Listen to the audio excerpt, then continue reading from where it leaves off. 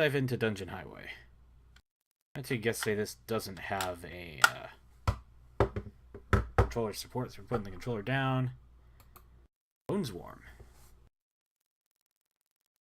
Dude. And the Slimy Tower. I went from Dangerous Tower to Slimy Tower. No time whatsoever. And I have died.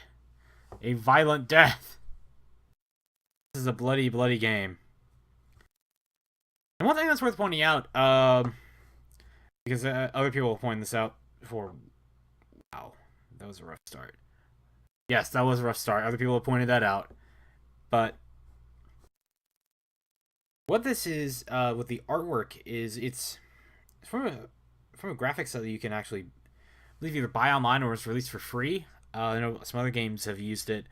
I know Realm of the Mad God uses it. The Legend of Yore series uses it. You know, a bunch of games use it. It's a, it's a pixel art set that's actually like freely available. Game is very hard. It's very tempo running type things. This actually does a good job at like the action part of it. The challenge of trying to keep up with the action. A little bit kind of shoot 'em up type, like frantically tapping on the screen. Interesting, it's a free download. I don't know if there's any like in-app purchases or ads or anything. It does seem like those pillars could be kind of hard to dodge.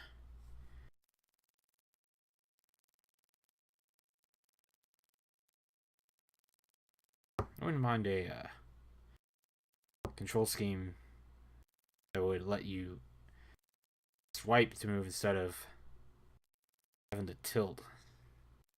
Appear to have picked up slowdowns. Those are wow.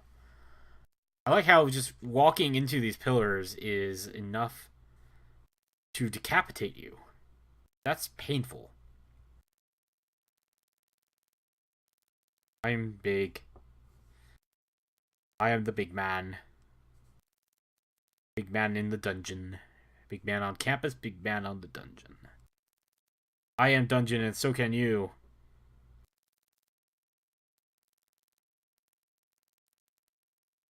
Not anymore. I've been brought back down to size.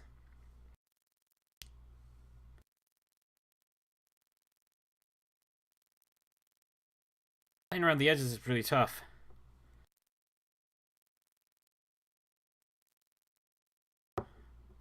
Oh, and I again have been decapitated.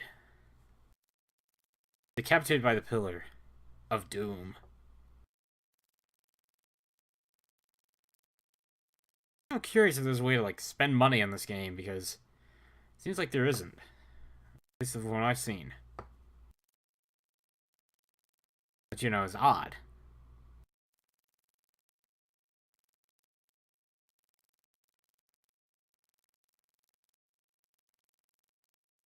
Especially with like that temple run type of upgrades to the system and whatnot. I mean, you could easily make this a game that you pay a lot in, but maybe just someone put out a game they released it on iOS and Android, and it's just like, yeah, we'll give this away. It's probably not what you should do. You probably should at least stick ads in there, go with the Flappy Bird thing, and a weird story. Flappy Bird game is definitely gone but not forgotten. Can't forget it. I played a few clones. They're pretty cool. There's one coming out on iOS called Flaptulu, where it's you control Cthulhu flapping, flap, flap, flap, flap, they're birding. A couple on PC. Hopefully this one comes on Android. Maverick Bird by Terry Kavanagh. It's basically Super Hexagon meets Flappy Bird, which is as good as it sounds. It's also very hard, like Super Hexagon and Flappy Bird. Don't know if that one would come to Android. Don't know if he would release it, but that would be really cool. Because there was a whole Flappy Jam that had developers making their own Flappy games. kind of in support of the developer Dong Ingen that wound up pulling the game from the store because he was pretty much just stressed out by the fame, the success, and also he didn't feel like people were getting addicted to it. So I take it off. Good for him. Good for him having principles and sticking by him.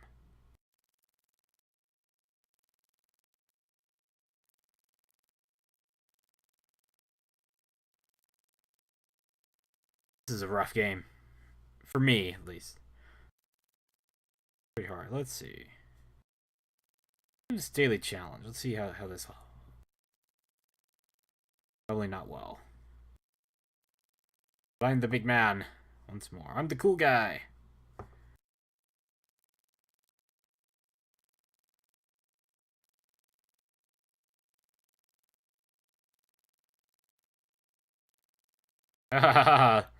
Deal with me, puny miscreants.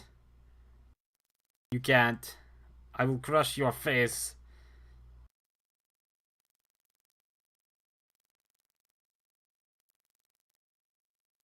You have to tap the fire, you can't touch and hold.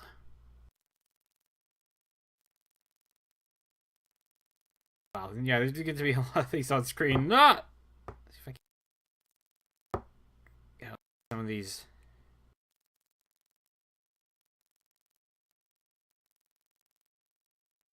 I might, if I'm gonna set a new high score, I might as well be in the daily challenge, right?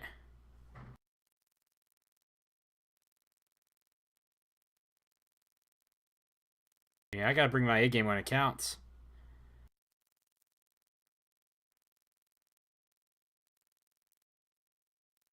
You know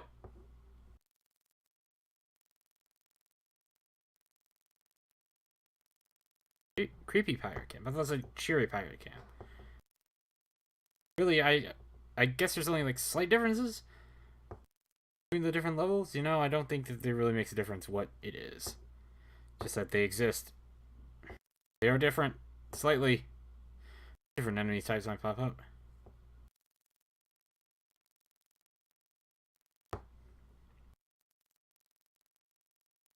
This does a. I mean, this does a lot better of a job at being a 3D endless runner than a lot of the games that actively try to ape Temple Run do. Like it's it's not perfect, but it's got I mean the graphics are based off of something that's widely available. But I mean it's got its own flavors, got its own challenge. It does something different. I mean this is actually pretty cool.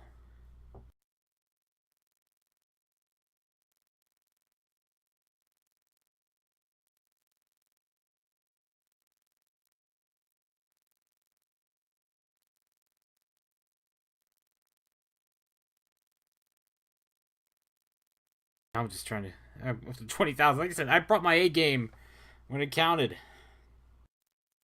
The game might not necessarily get harder, just as much as it just kind of going. And you have to kind of survive it. Or I don't know. The screen seems especially bloody right now.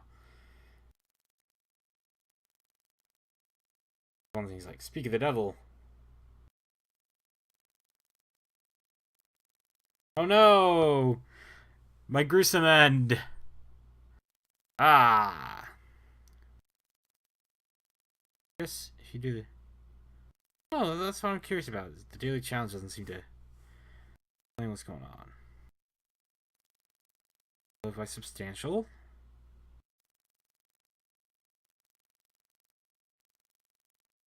Any like high scores or anything? Well, here we go. Paul Rush, Will Coughlin. Developers Mike Judge, Joshua. Oh, I'm surprised there's a lot more people involved. I thought.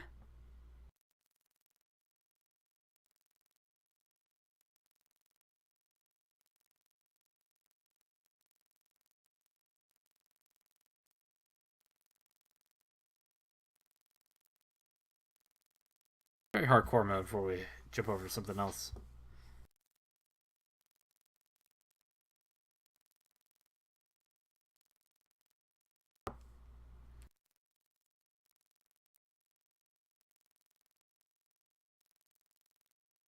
Ouch! Oh, double painful.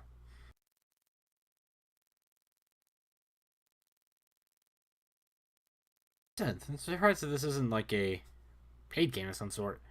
I mean, just 99 cents. I mean, like, I want to support the developers. Like, you can't even, there's not even ads. I'm really not sure what's going on here, you know? Hey, but hey, you know, they want to release a free game. Hey, good on them.